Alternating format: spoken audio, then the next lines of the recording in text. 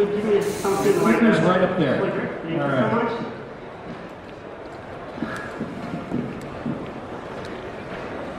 Hello everyone. Thank you very much for coming. Actually, that's much more people than I expected in the last day and the last hours. Thank you very much for your patience and your powers.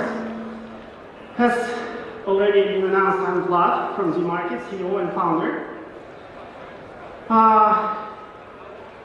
I spent the last 12 years, as I actually recently realized, in the gaming industry. I became #1 private seller of games in the world. We sold already around 20 million of digital game copies, 6 million last year.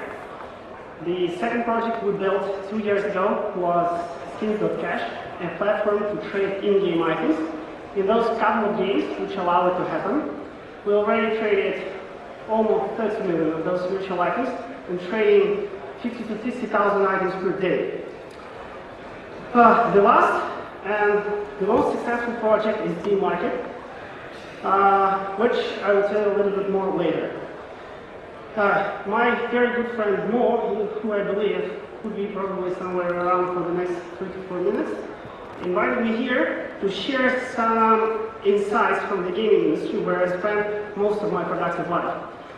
I honestly believe I see and work with it, and I netted dozens of millions of dollars working with it. And this is something I can share with you and to help you better understand what is hidden inside of there.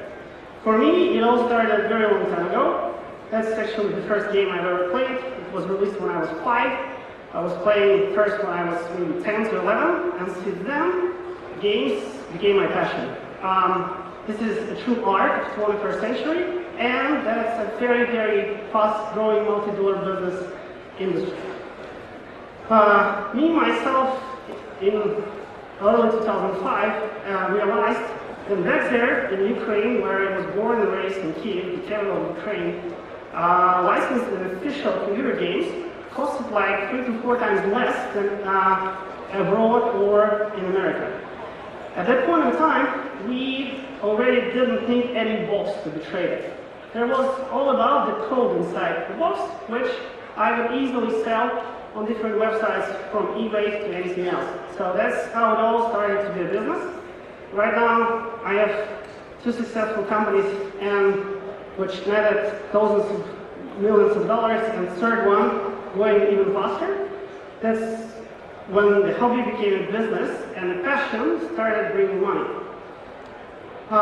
We launched DMarket almost 1.5 years ago.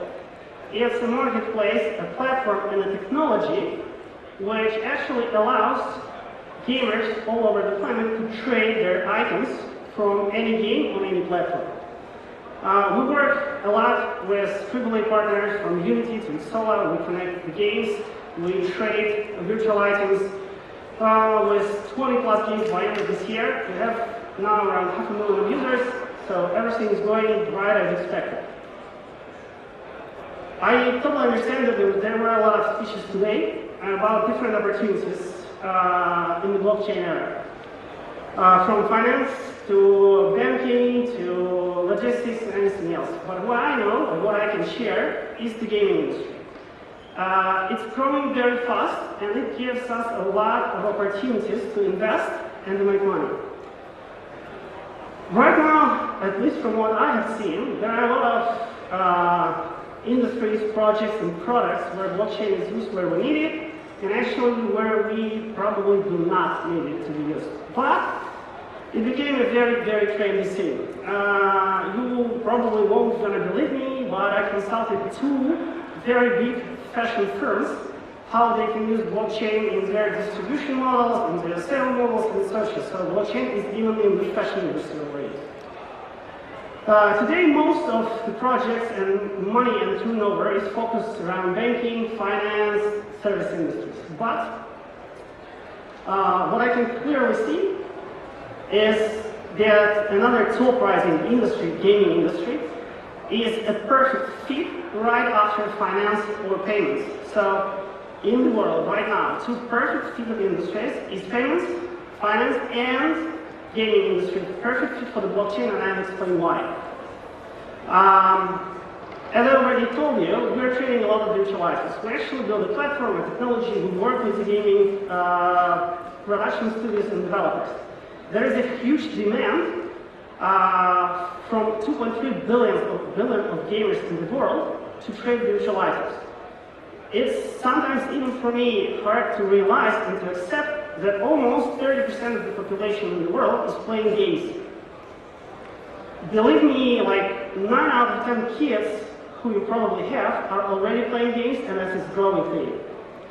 The gaming industry is going to reach $138 billion this year by news reports, and it's growing even faster. In 2017, official numbers of in-game items trading were 2.4 billion, but unofficially it was 10 times more. $20 billion were tuned over around virtual items inside the game. Virtual items could be just a picture of your gun, a picture of your hat, or a picture of any badge on you.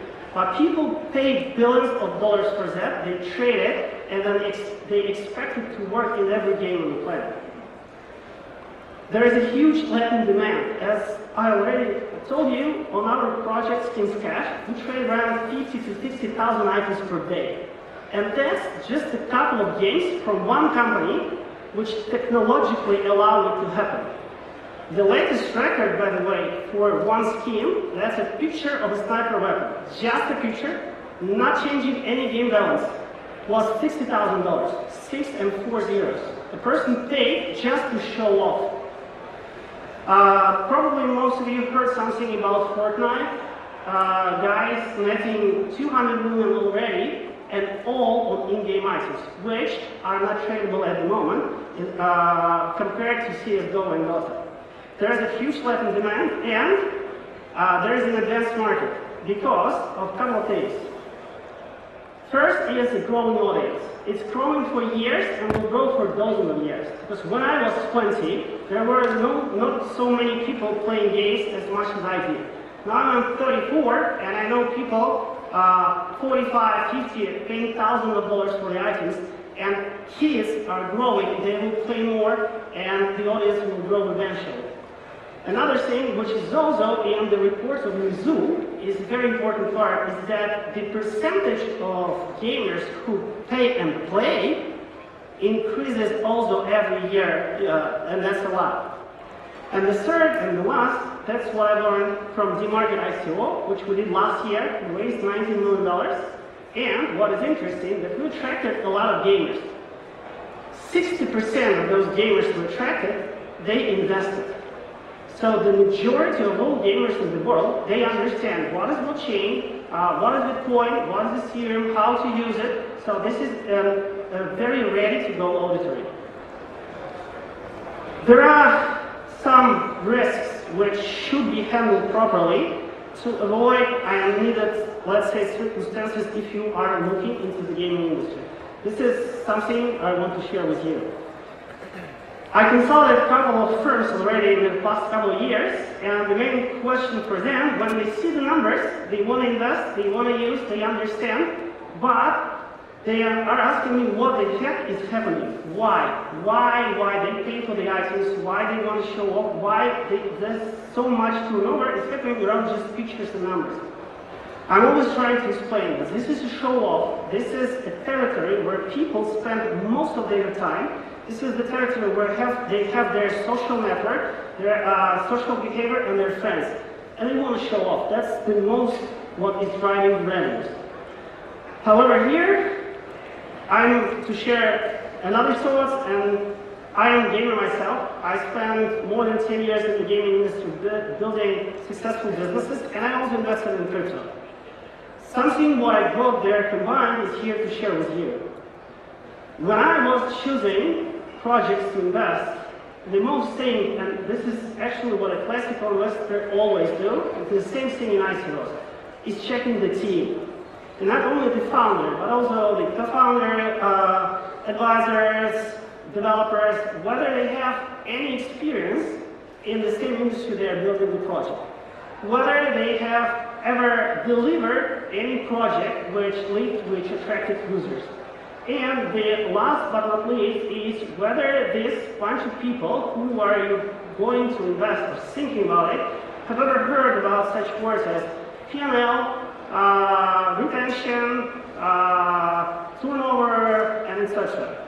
That's a question you should ask about the project you are thinking about investing. Another very important thing, which somehow very often, and I've seen it in my own eyes, slips in ISO project, is papers, white papers, technical white papers. If you are thinking about investments, either it's utilities, security, it doesn't matter. Read the papers. At least start with the white paper. It should be written in a very, very simple language. You should understand the idea. You should understand that it at least has a logic. And it should sound more or less like as a doable thing. I've seen an example in the beginning of this year when a project actually attracted like $20 million, and 2 weeks after there was a Reddit post where the guys checked the white paper of the project and understood that 80% of the text was stolen from white papers of other projects. It's not a no, but this is something which should raise a flag. Another very important thing which I've seen a lot in blockchain projects, and probably you have seen a lot in different VC projects you invested or looked at, is the latent demand. There are good examples like everybody wanted a car which uses electricity, not the gas to run. Here you go, there's Elon Musk with Tesla. Everybody wants to eat a cake and become thinner. There is a huge demand, but we will have to wait a couple more years. This is a clear example of what you should see in the project which is being created by the team you're looking at. The third part, and also a very important one, and also I don't know why, but very often out from the thoughts of even the founders of the ICO projects, is legal transparency.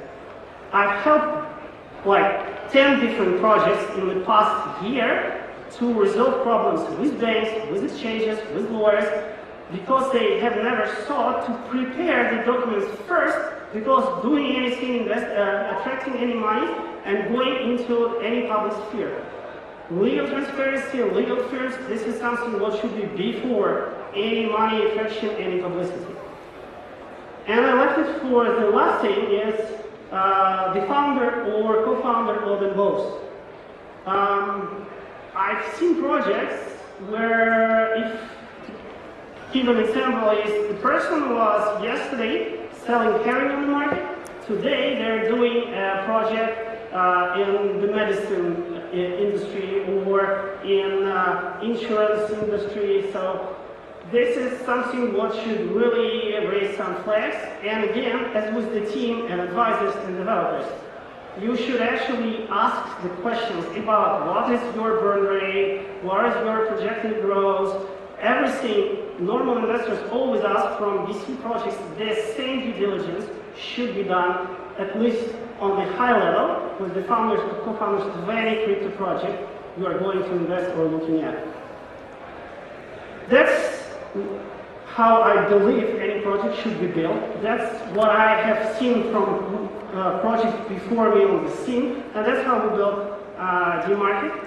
We've taken our experience, we've taken the team, we've taken all the legal advices we should have taken and unfortunately paid for it, but later I understood that it was worth it, and that's how we built DMarket. Every evening, every night, when I go for sleep, I think about a couple of things. Have I done everything I could for my team, for my investors, and for my users?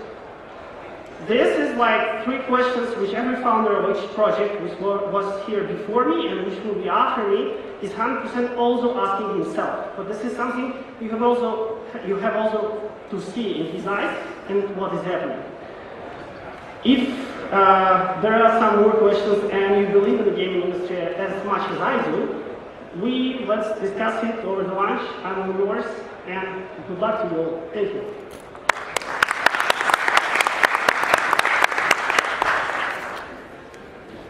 All right, my mic went out, but I'm a very loud guy.